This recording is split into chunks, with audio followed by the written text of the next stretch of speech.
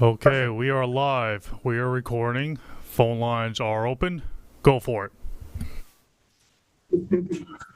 Good evening, everyone. Thank you guys for joining us tonight.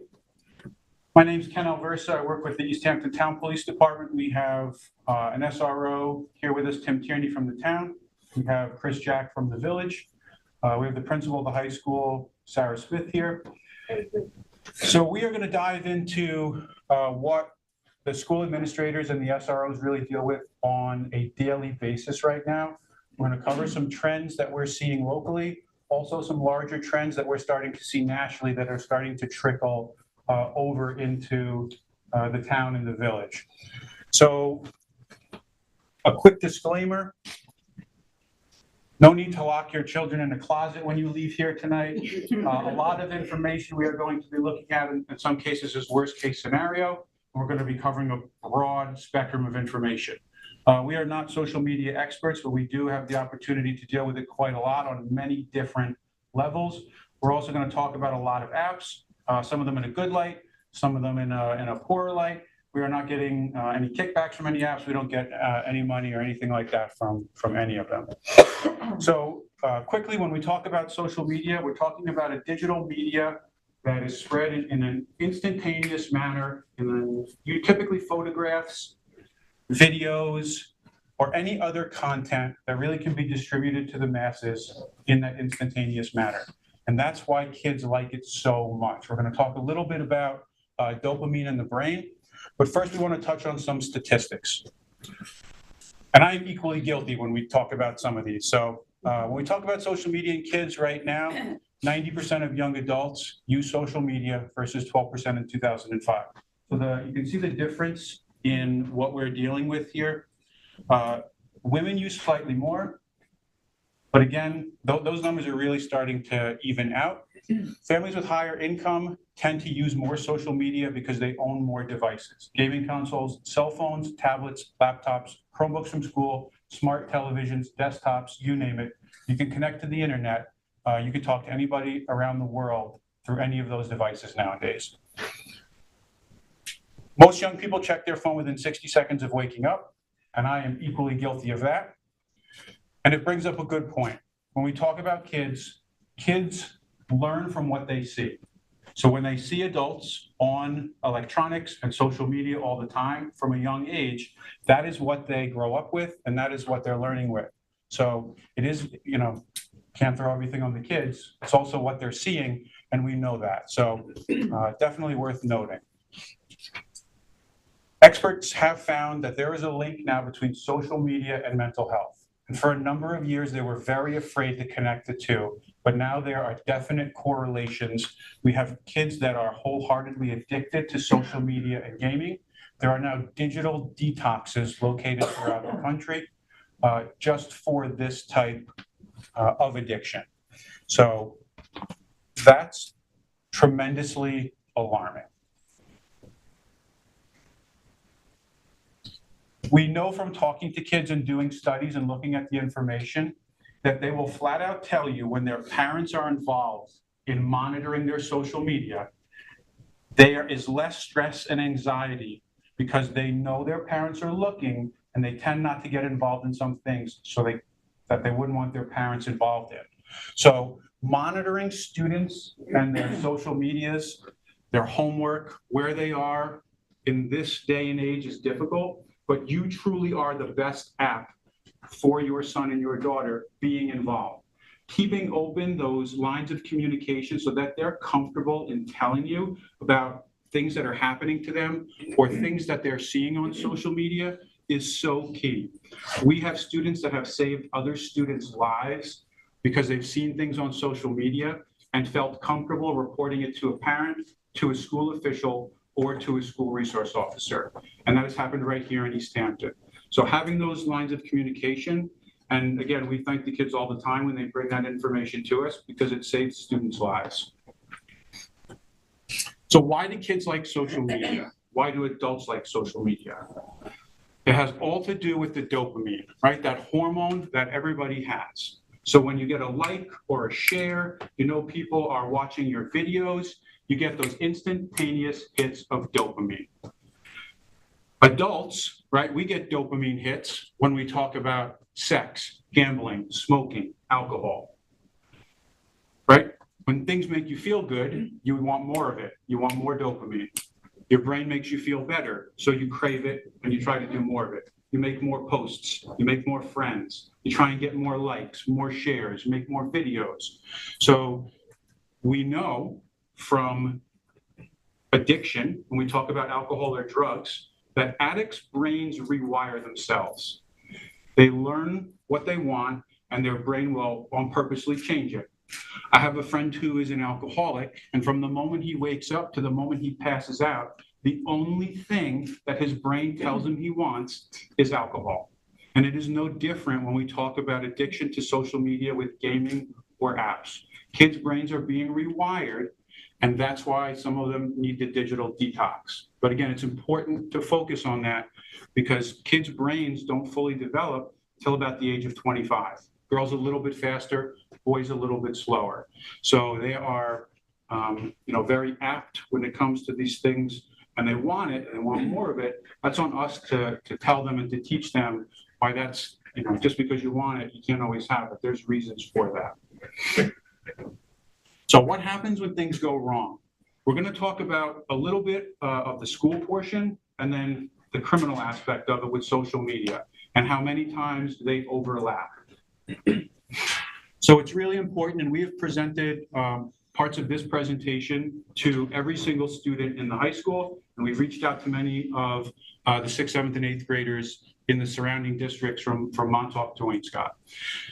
The school's code of conduct is extraordinarily broad, very broad and very powerful. In most cases, it has more discipline over students than any type of discipline that the police department has.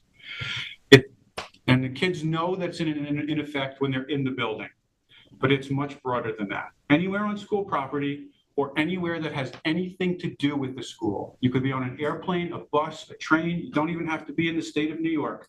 But if you're at a school-affiliated event, the school's code of conduct applies. And that's really important that they understand when they're getting suspended or disciplined, how broad the code of conduct is. School law is also very different than criminal law. School lawyers, right, the fancy term for what we use on a regular basis because of social media is a nexus. A nexus is just a connection. So if we have a connection to anything that happened outside of school and it manages to find its way into the walls of the school, and with social media that happens on a regular basis, if there is any disruption to the educational process, the school's code of conduct can be applied. So typically kids will say, well, hey, listen, we're not going to fight in school. That would be stupid. We're going to get suspended. The example I use is we walk down to Herrick Park. We're going to go to the park. We'll fight in the park. But who's usually around to fight, right? 10 or 12 friends. And what does every single one of them have out? A cell phone. So the moment it gets recorded, it hits social media, it spreads like wildfire. The next day, guaranteed, it's being talked about in the cafeteria, in the classrooms, in the hallways. Different friends are getting upset at different friends for being involved, for recording it, for not stopping it. And now we have a problem because it is a disruption in the classroom and the building. And even though it didn't start here, it didn't take place on school grounds, ultimately the school's code of conduct will apply. And students can be disciplined, suspended, in-school suspension, out-of-school suspension, or sometimes expelled depending on the circumstances. So we also reiterate that to them, that it's very important. You could be at home in your bedroom and post something on social media that has ties to the school, and there could be broad consequences for that student. So it's really important that both the students and the parents understand how they could be, in their room on their bed and still manage to get, criminally charged and or thrown out of school. So really important. So again, when we talk about inappropriate conduct in the school, we just talked about the school's code of conduct. Typically, discipline is done with detentions, in-school suspensions, or out-of-school suspensions, and in some rare cases, expulsions. Parents have the opportunity to appeal to the local Board of Education if they don't like the outcome, and ultimately up to the New York State Commissioner of Education if they don't like the local Board of Education's decision. And then obviously there are absolutely incidents that are going to affect school scholarships, regardless of the outcome of that particular case. So we're going to look at a few. Right, we dropped a recruit this past week because of his Twitter. We were ready to offer him until we saw some of the things he posted. Had to unfollow, stop recruiting a young man this evening. Still amazed what recruits tweet or retweet. College coaches are watching. Dropped another prospect this AM due to his social media presence. Actually glad I got to see the real person before we offered him. And when they have to deal with these, typically they end up in the media. Star player of his high school basketball team lost his college scholarship. Athlete loses scholarship because of social media post. And locally, Riverhead senior loses scholarship following racially charged Snapchat post. So again, I think we feel insulated many times here in East Hampton that things don't happen, but I guarantee you they do happen nationally and they do happen locally right here when it comes to social media and the outcomes that we're seeing in a lot of these cases. We also reiterate to the students DASA, which is a New York state law that pertains to schools, Dignity for All Students Act. If a student comes forward with anything that has to do with discrimination, intimidation, taunting, harassment, or bullying, the school is required by law to look into the event. And I put it to the students in a certain way. You can be the nicest kid in the building and you've never done anything wrong before in your school career. But you said something, you posted something, or you did something to another student and they didn't feel the same way you did. Or a teacher saw it, or another student saw it, and it got reported. And if it falls into any one of these categories, the school, again, is by law required to look into it.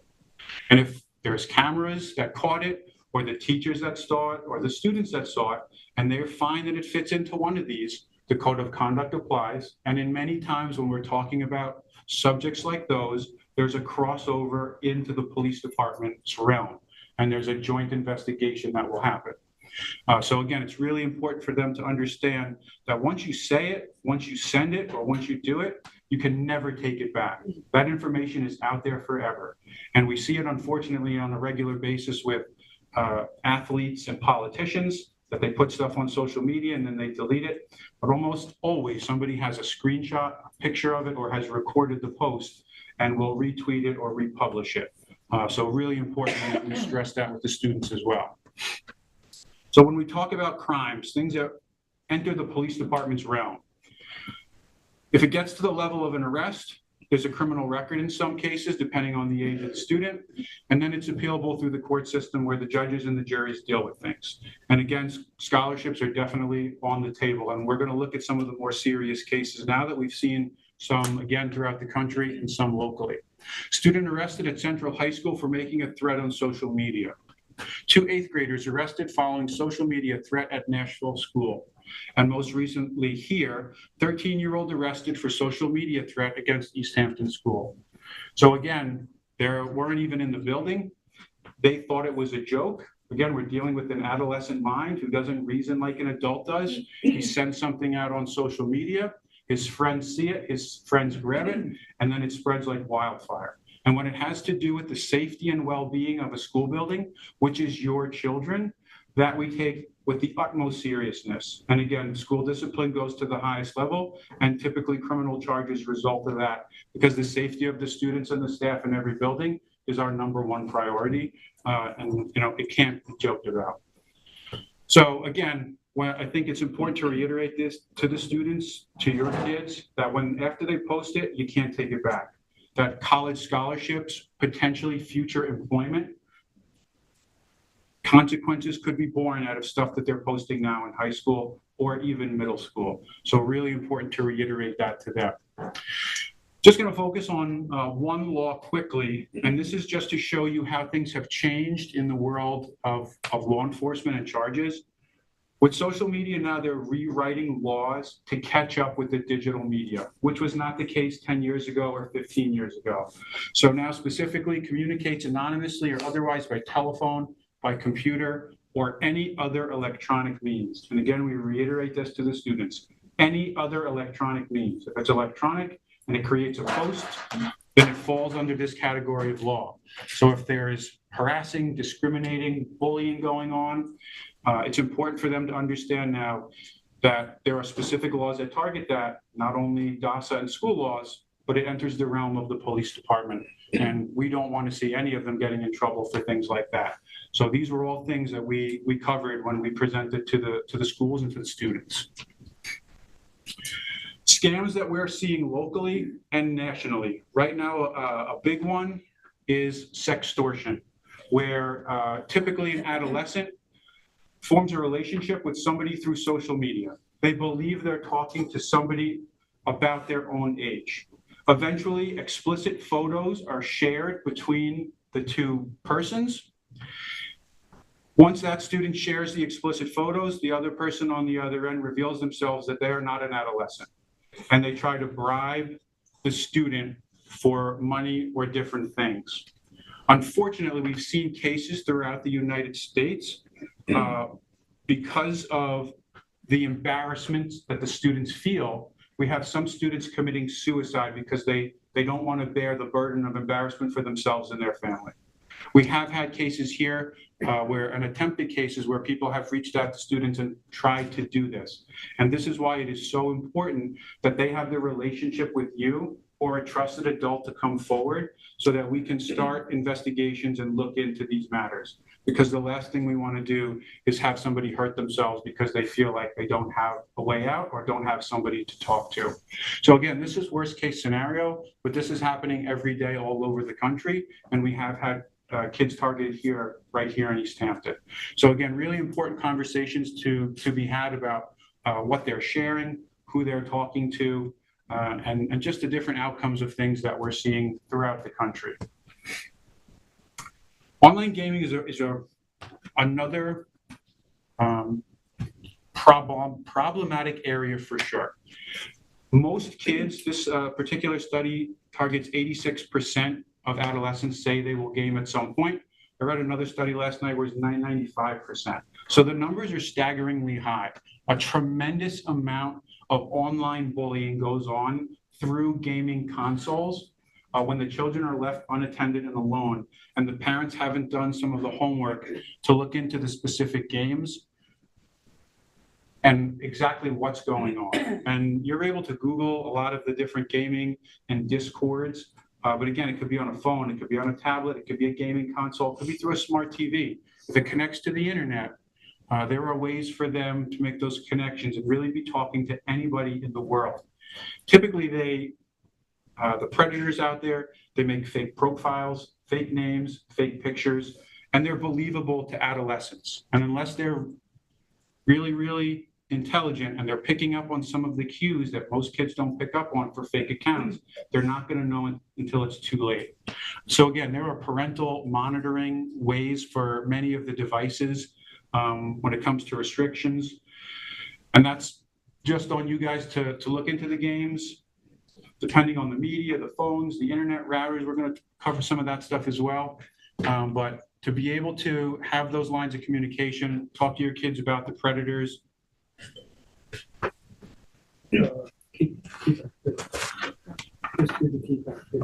it's a smart board. Sorry. I'm just not that smart. All right. Okay. So again, this is just really important to touch on. Most kids begin gaming at a much younger age than they do social media and have cell phones. So they're typically at home gaming on their headsets and talking to people all over the world. I know adults that game with people all over the world, and sometimes the conversations and the interactions are heated, and there is no doubt if we're talking about adolescents that the same exact thing is happening. They're also sharing tremendous amounts of information with these other people, and we're actually beginning to see more identity theft now with younger people because of what they post on social media and what they freely share with others. So again, also just really important conversations to be had. We're going to look at a couple of specific apps. We'll talk about 5 or 6 of them, and at the end we have a handout with over 20 apps on it that parents should be aware of and why. So again, we're not going to touch on all 20 of them in the presentation, but you'll have the flyer to take with you with a lot of other additional apps and information on it. So the first one I want to talk about briefly is Twitter. Most adolescents and adults know about Twitter. Again, anybody can go on and create a Twitter account or create any of the other accounts that we're going to talk of in any of these apps. You make a fake profile, you make a fake birthday, a fake name, and you put whatever picture on the profile that you want. And that's how the predators really begin to target children, because they use profiles that other kids see as much younger people. Twitter, you can get anything on Twitter you want. That's really what you need to know. If you're searching for drugs or alcohol or pornography across the gamut, you can find it. Anything you want, if you search for it on Twitter, you will find it. So if you have younger kids that have cell phones and have Twitter, make sure that the permissions and the appropriate safeties are in place, or anything they search for, they will find. So that's Twitter in a nutshell. Again, kids like it because it is instantaneous. Dopamine hits when people view and like their posts.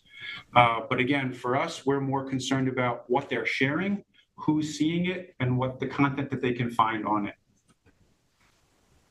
Instagram, very similar, right? You get likes, you get shares, you get dopamine hits. That's what draws kids to these apps.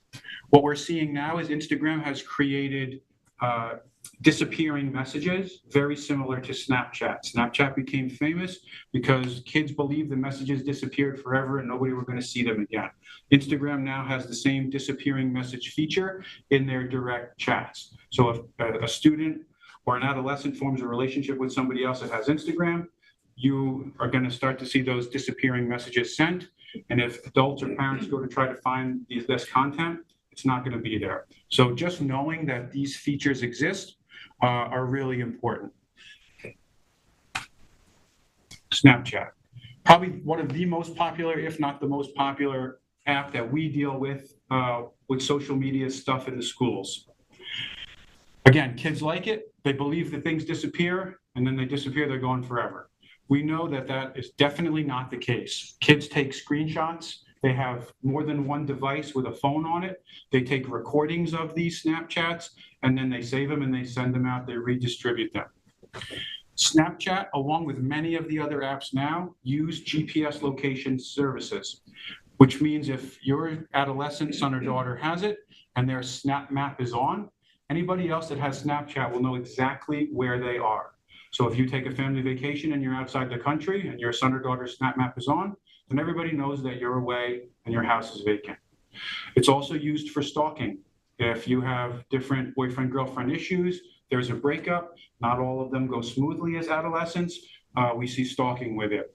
Self-worth related issues. If there is a big party, lots of people are invited, your son or daughter is at home, all of their friends are at a certain house at a party that they were not invited to, and the Snap Map is sharing that with everybody. So we see lots and lots of issues with Snapchat. Again, not every student that utilizes these apps has the negative problems with it, but it is information and tools for you to be aware of should things arise, or if you want to look into certain things. You don't need to enable the GPS location features on Snapchat to use it. But most kids like it for a variety of reasons, but they're also not thinking about the consequences of some things sometimes, again, because we're talking about the adolescent brain. TikTok. It's really going to be interesting to see what happens with TikTok because it's currently being banned on all government devices, government-owned devices, and the Congress is currently debating banning it in the United States altogether because of the security and data issues over in China. What you need to know about is that this is one of the #1 apps that predators use to connect with children because it's easy to make content and easy to connect. And again, these apps that we're talking about are some of the most popular on the internet, and almost every kid has them. So there are ways, again, for parents to go in and set certain features in many of these apps, but you have to be aware that your son or daughter has them, and then take the initiative to put the features and the safeties in place. Otherwise, it's very difficult to monitor these different things on social media. Ask FM. This app has been directly linked to student suicides all over the world. Now, not just the United States. Tremendous amounts of bullying goes on when certain questions are posed. Date her or past, rate or date, am I pretty? Not all of the responses are nice, as you can imagine. And when the bullying starts, again, for the adolescent brain, they make poor decisions, and sometimes they hurt themselves. So again, not every adolescent is going to have or know about AskFM, but if you do have students that have it, it's important to be monitoring it diligently, because again, we're talking to people all over the world. If you do a quick Google search, these are about 10 or 11 of the most popular apps, anonymous apps, where you can talk to anybody else in the world. Omegle promotes itself with its slogan, "Talk to strangers." We have had a 9-year-old here in the jurisdiction of the town of East Hampton talking to whom he believed was another 9-year-old on the other end. In reality, it was an adult that was trying to now get this 9-year-old to take his clothes off because he was on a computer unsupervised. So I wish I could tell you that stuff didn't happen here, but unfortunately, again, it runs the gamut of what we're seeing from kids very young through adolescents and teenagers in high school. Again, many of these are going to be on the handout that we give you, and again, we're not going to be able to talk about all of them. The problem is there's about 6 million apps in the App Store. We're covering a bunch of them, but for every couple that we are going to cover, more and more are created, and a lot of them do the same things. So lots of diligence that has to go on the school's part and parents' part to try our best to stay on top of this type of stuff. Live ME, this app was created for people to promote themselves as musicians, as dancers. They want to be famous on social media. Unfortunately, there's a feature where you can tip with tokens. So what we see is adults paying adolescents for different photos and videos with tokens, which essentially and eventually turns into cash. So I'm sure you can use your imagination as what types of photos and videos are being paid for with tokens. But again, this app connects people from all over the world, right? 20 million users, and you just never know who's on the other end paying you with tokens for these pictures or videos, or if this type of material is going to be later used for sextortion or fraud. WhatsApp, again, very popular app, used all over the world. And when you have Wi-Fi, you don't need anything else to use it. You have a Wi-Fi connection, you can talk to anybody in the world. This is used by tremendous amounts of adults and students.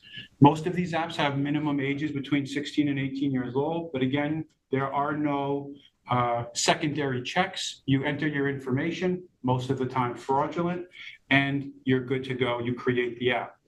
WhatsApp uses end-to-end encryption, which means messages can only be viewed by the people that are in that conversation. You can have a group of people, or you can have 2 people. WhatsApp is never going to be able to see or recover those messages, nor is anybody else, once they're gone. So if an investigation needs to be ensued, if there's end-to-end encryption, that's another level of security that not even the app or anybody else is going to be able to recover unless it's provided to us by somebody that was in that conversation. And typically that's what happens. So if information is shared here, there is sometimes no way to recover it. The other thing that it's important to know is a lot of times you go back a number of years, if somebody was talking to somebody on their phone in another country and they were using lots of minutes and lots of data, you would be able to see that on the phone bill. If your phone bill, your cell phone bill was hundreds of dollars, you'd be able to go back and say, okay, my son Johnny or my daughter Susie used that much data and my bill went up. There are many unlimited data plans now, or if you're using Wi-Fi, you will never know it, you will never see it. So again, if it's through the app, things are not trackable and traceable like they used to be. So it's just important to know. Kik, again, very popular. We're talking about social media posts and feedback that they're getting, the likes and the dopamine hits and why they like it so much. So text messages, photos, videos that they're sharing. There are ways for Kik to really provide you whatever you're looking for.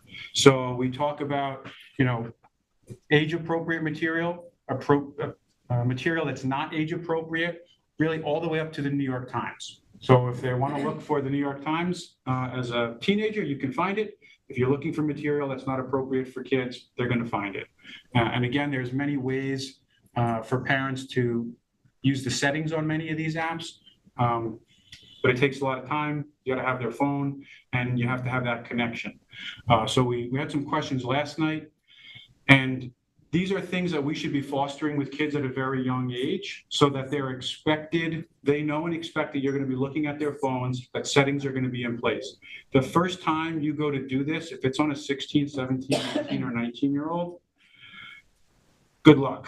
It's going to be very, very difficult to do that. So, we really are trying to target parents of younger kids because that's where the relationships and the expectations can be built on from a young age. And it's a different conversation than some of the ones we see now. Tinder. Most adults know Tinder. It's a dating app. Adolescents use it just as frequently. Again, you make up fake profiles, fake pictures. Predators use this on the regular, and Tinder really pushes for in-person meets and in-person connections. But again, you don't necessarily know who the person is on the other side of the app you're talking to.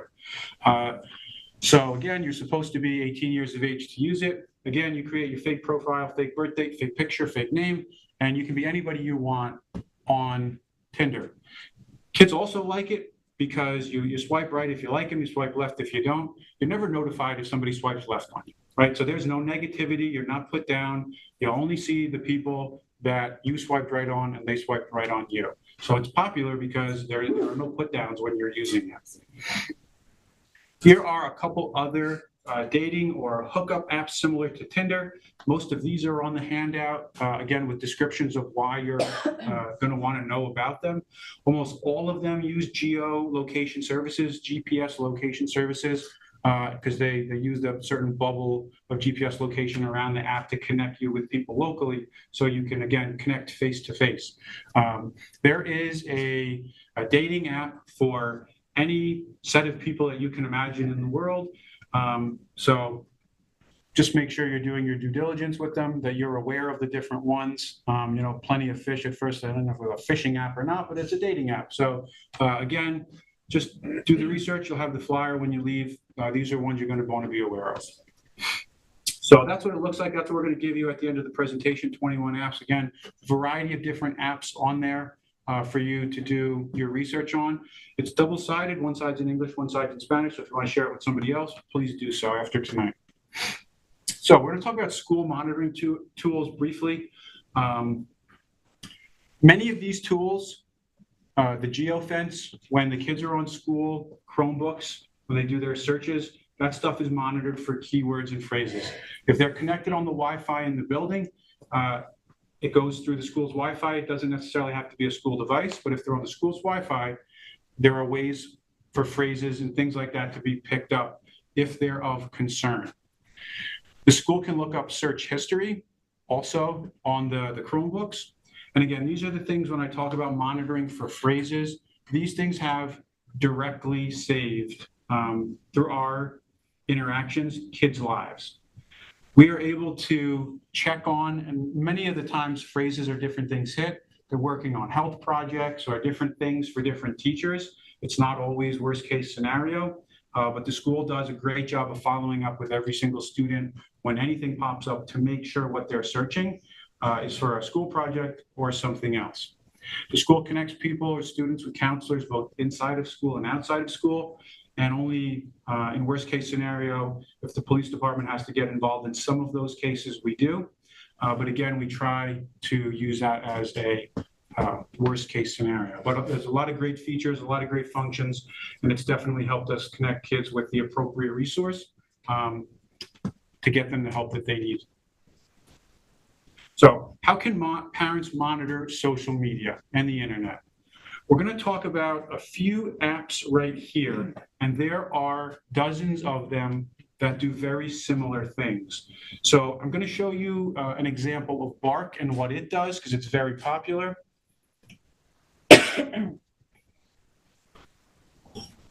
No. Okay.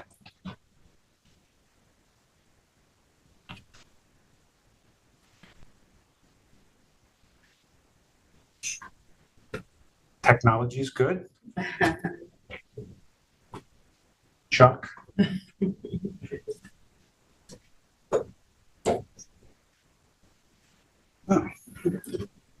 It just triggered. Want me to log in? Yeah. We were going too smoothly to talk about social media, so I came back around. Just an example of how secure our monitoring is.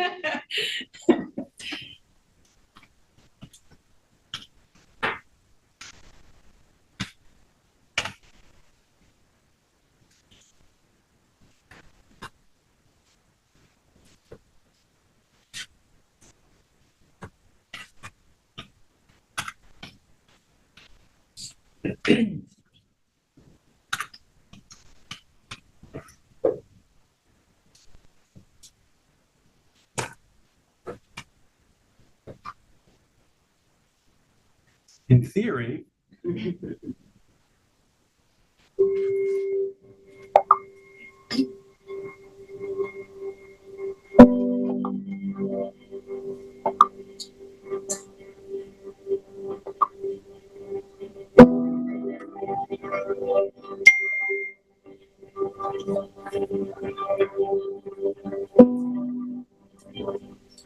as a parent, you never want to see your child struggling with suicidal thoughts. But today, the threat is hidden deep within their phones. Suicide is the second leading cause of death for kids, and cyberbullying makes this threat a much more present reality. That's why I rely on Bark. Built by parents, for parents. Bark's award-winning dashboard monitors text messages, emails, and over 30 different apps and platforms for potential safety concerns. When Bark detects a digital danger, I receive automatic alerts so that I can deal with problems as they arise, while still respecting my son's privacy by not having to read through every single message. Bark even delivers research-backed recommendations on dealing with the issue. This helps me and my son work together, trust each other, and build a deeper bond. The screen time management and web filtering tools help me set healthy limits on how and when my kids use their devices. Plus, their data is always protected and private, giving me further peace of mind. To date, Bark has helped protect millions of children while detecting tens of thousands of severe self-harm situations. We spend so much every month just trying to keep ourselves entertained, but I find real value by investing in my son's wellness and safety. Bark brings us closer together. Hey, can we talk? Okay. so that's just one of many apps, and it has a lot of great features so that you don't have to go ahead and read through every single message in every single app or messenger. It picks up the keywords and phrases that are of concern and lets you know, so you're not having to dig through everything. Life 360 is another good one, very similar monitoring tool. Funny story here with the superintendent. He got an alert one day for one of his kids, and they were traveling in a vehicle, and the vehicle was speeding. So then he was able to go back and figure out what friend his friend was with, that was driving erratically. So again, another good feature, because kids can get in a car with anybody and end up anywhere sometimes. So lots of different options. There are different apps for different age ranges. And again, there are several of these apps out there. But Bark is a very popular one out on social media. So I just wanted to show that one here for the demo. So again, do your research. You're able to look up the variety of different ones and see which one's going to fit the needs of you and your family. So we're going to talk about internet router safety. I'm not going to try to connect to the internet again. But again, a quick Google search of best parental control routers will give you usually the top 10 or 12 routers. And they're really great. Some people are already going to have these routers, the specific ones in their house, and then you're just going to need to tap into the features to utilize them. So for example, we're going to talk about a Netgear one. Again, that's a very popular and widely used app. And many of them now, not all of them, but a lot of them have features just like the school does. So you're able to go back if somebody's connected to your Wi-Fi in your house, and typically the kids are connected to the Wi-Fi so they don't run the data up, which is good. And this runs in the background. So you're connected to the router, you're going to be able to see what websites are searched on your Wi-Fi at your house. Other features, you're going to see what devices are connected to your router. So some people do not have security features on their routers, and that means anybody with a phone who has the feature on, that phone or device is going to connect to the Wi-Fi, and you're going to be able to see exactly who is utilizing your Wi-Fi. Maybe it's kids, maybe it's adults, maybe it's neighbors, but this is going to give you the ability to look at that. Lastly, you're going to be able to go back into it, and you can block specific apps or websites, rather, that you don't want them looking up. So again, this runs in the background. It's important to note, though, just like the school's protections and Wi-Fi, if they're on the Wi-Fi, this works. If they're utilizing 4G, 5G, or LTE, and they're not utilizing the Wi-Fi through the router, then this is not going to work for those situations. So, but again, lots of people have them and don't realize that they have many, many features for parental control. You can set limits on times for the Wi-Fi to turn on and off. And again, what your kids are searching online and who's searching for it. So now we're going to talk about hiding some things in plain sight. Digitally hiding it in plain sight, but also some other methods. So there are ways where you can go in your phone right now, an Android phone or an Apple phone, go into your settings, find your screen time function, content and privacy, and physically remove the app from showing up on the phone. It does not work for all apps, but if, for the internet, for example, the camera, if they're like, no, mom, no, dad, I don't take pictures, I don't store pictures, I don't use the internet, I deleted the apps.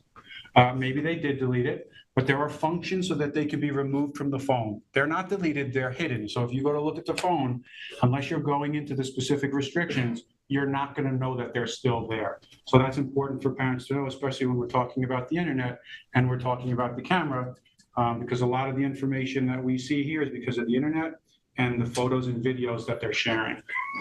And again, this is built in by Apple and by Android on everybody's phone as it is right now in your pocket. Specific apps to hide data and material. The calculator hidden app is probably one of the most popular apps. And again, it's designed as a secret vault. So you type in your secret passcode on the calculator app, and it opens up where you can hide photos, videos, or other media. Another really popular one is called Best Secret Folder. Again, passcode, fingerprint lock, photos, videos, notes, whatever you want to store in there that you don't want people to see on your phone. It has a different icon, so you wouldn't know what it is. Again, if you're finding your son or daughter with multiple calculator apps, might be a good time to just look a little further. Not to say that every kid that has two calculators isn't really using two real calculators, but again, it might be a clue for you to do a little bit more digging. So again, lots of different apps out there. These are two of the most popular ones. It's impossible to cover them all, but the more information you have about the popular ones, the better off that you are. So before we talk about a digital footprint, I would be foolish if I didn't throw this out here really quickly. I have some things on the table over here: soda can, hairbrush, Sharpie, chapstick, lipstick, lint roller. Every single thing you see up here on the table is fake. Its sole purpose is designed to be a stash pocket. So on the front, it would look like a real chapstick. And of course, there are ways, real marker, hidden compartment inside.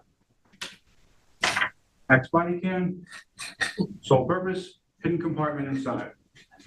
Hair scrunchie, little zipper on the back, hidden compartment inside. Lip gloss, hidden compartment inside. Hairbrush, hidden compartment inside. Sunblock, hidden compartment inside. Soda can, hidden compartment inside. So again, when we talk about hiding things in plain sight, and again, not to say that every kid that has a hairbrush or a scrunchie is hiding drugs in their scrunchies, but it'd be foolish not to talk about it because you can buy any of those on Amazon and have it shipped wherever you would like to. So if you want to ship to your house, great. If you want to ship to your friend's house so your parents don't see it and you pick it up on their porch, we had kids tell us that's what they're doing. So when you're looking through their belongings, their room, their backpacks, not just their digital content, but again, the stuff that might be in your house right now, not to say that, again, kids are doing it, but it's worth taking a second look if you have some suspicions on certain things.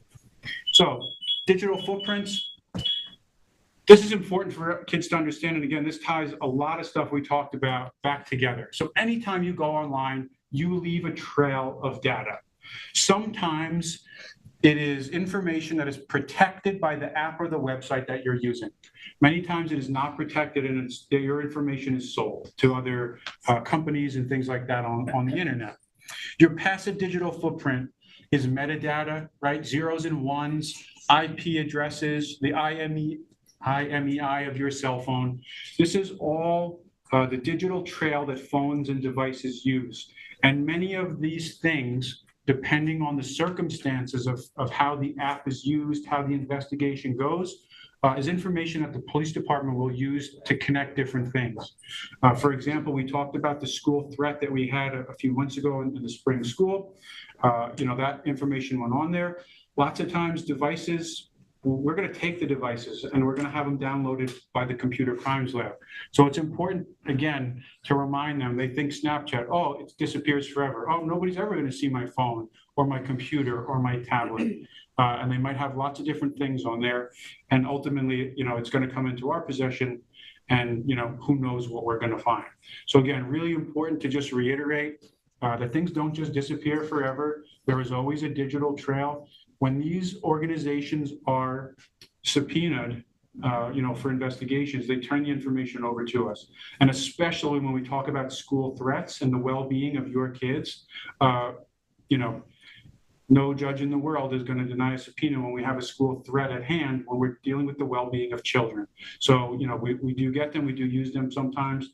And, it's important to, stress that when we're talking to kids, that these are all options on the table and on all the things that we come into on a regular basis.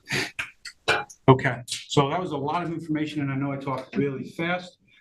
So if you have any questions, we can go back to any of the apps. If you want to hand out the flyers now, Sure. just so that everybody here has one, you can take a look at them. Sorry to run out. I go to the school. Play, yep, no worries.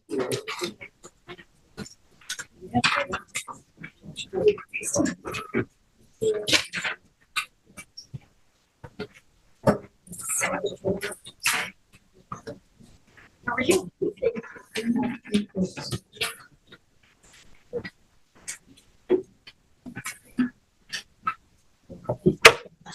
So last night, we had a parent say, well, how is it possible to monitor these apps and some of the apps that they're downloading if they're the hidden apps? If they're buying them through the App Store and it's your account, then you can set up notifications every single time an app is downloaded or purchased, and you'll have the ability to go down and see what exactly they're doing. If you see one that catches your eye, it's worth doing a little bit more research for yourself. And is it a legitimate app, or is it one of these apps that's designed for hiding, or is it one of the ones that you saw tonight that you want to make sure you go put some of those permissions on before they start using it? But it can be very difficult at times depending on what they have hidden, and the different relationships that people have with their kids. Want to add anything from the schools part of it? Yeah, sure. I mean, first of all, I just want to thank everybody for coming and taking time out of your very busy schedules to help us tackle this topic. So a few things that we're doing at the school, and I'll kind of go in order of maybe least important to the biggest ideas. We do have still pockets in every classroom. If we ask students to put their cell phones in the pocket when they come into academic spaces. So that is happening, and we find the most success are in the classrooms where, since day one, it's put your phone in your pocket, in the pocket, not your pocket, the pocket.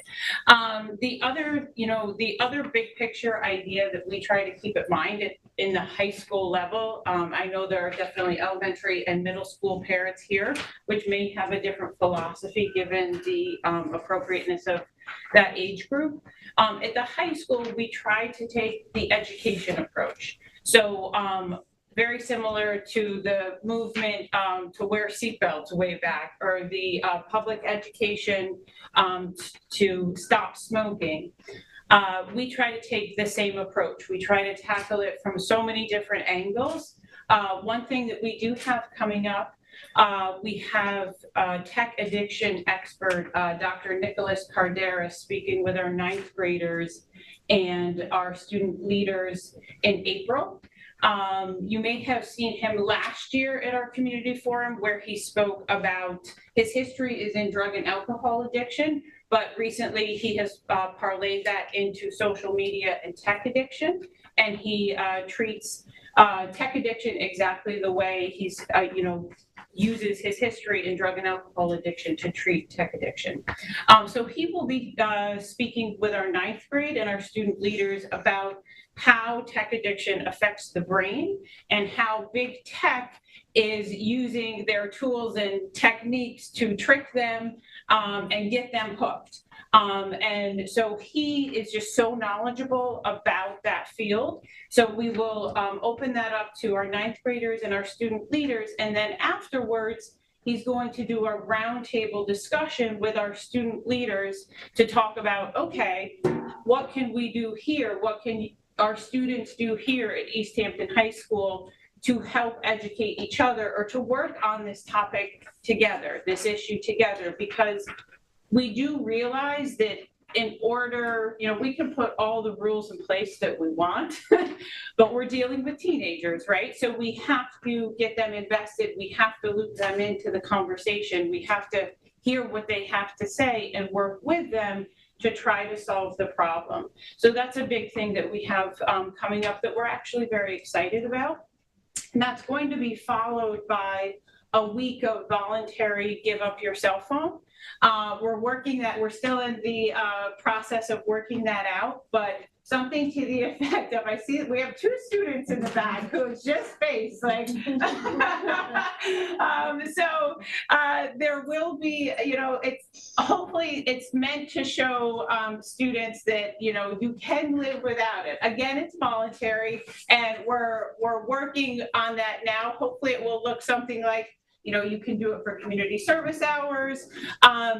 But again, just to try to show them that life goes on and, sometimes surrounding districts have tried it and students have said they actually really enjoyed it. It was almost freeing or relief. Again, voluntary. So another way that we're trying to chip away at it.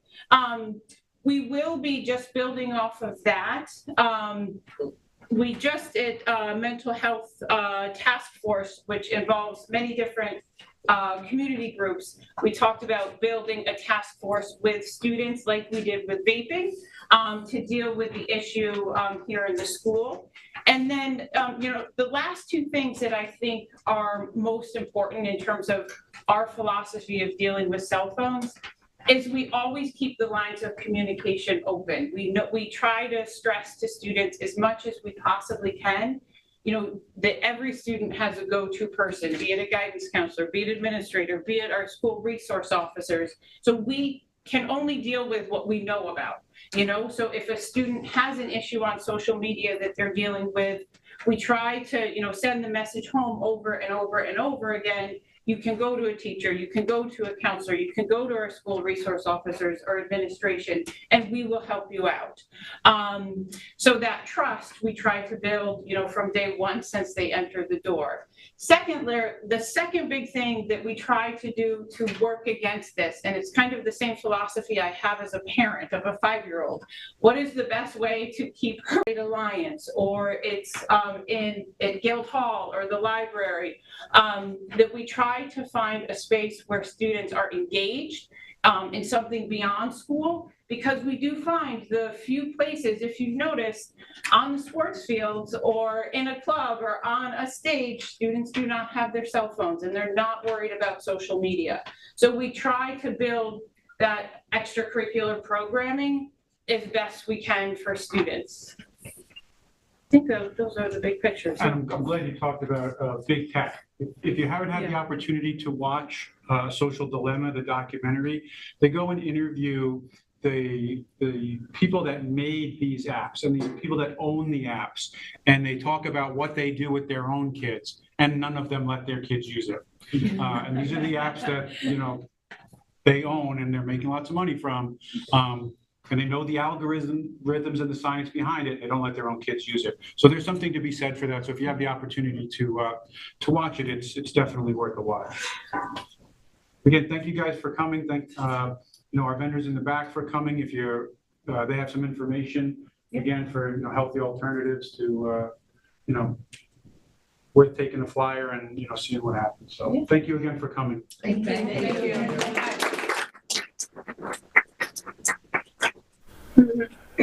And just for the record, we have no phone calls on the line. Thank you. Thank you. Thank you so much. Sergeant, are we done? We are good. We are good. Okay, thank you. Have a wonderful night. Thank you. You too.